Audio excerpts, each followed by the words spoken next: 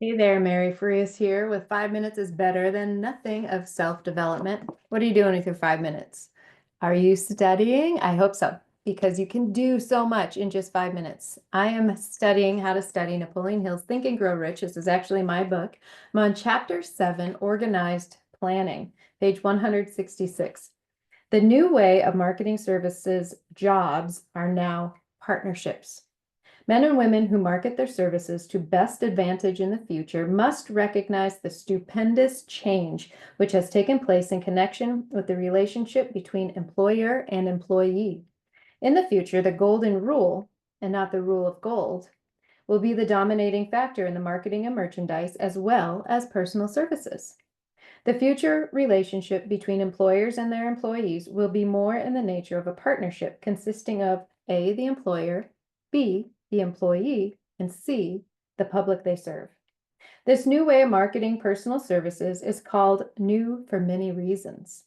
First, both the employer and the employee of the future will be considered as fellow employees whose business it will be to serve the public effectively and efficiently. In times past, employers and employees have bartered among themselves, driving the best bargains they could with one another, not considering that in the final analysis they were, in reality, bargaining at the expense of the third party, the public they served. The Depression served as a mighty protest from an injured public, whose rights had been trampled upon in every direction by those who were clamoring for individual advantages and profits. When the debris of the Depression shall have been cleared away and business shall have been once again restored to balance, both employers and employees will recognize that as they are no longer privileged to drive bargains at the expense of those whom they serve. The real employer of the future will be the public. This should be kept uppermost in mind by every person seeking to market personal services effectively. Nearly every railroad in America is in financial difficulty. Who does not remember the day when, if a citizen inquired at the ticket office the time of departure of a train, he was abruptly referred to the bulletin board instead of being politely given the information? The streetcar companies have experienced a change of times also. There was a time not so very long ago when streetcar conductors took pride in giving argument to passengers. Many of the streetcar tracks have been removed, and passengers ride on a bus whose driver is the last word in politeness.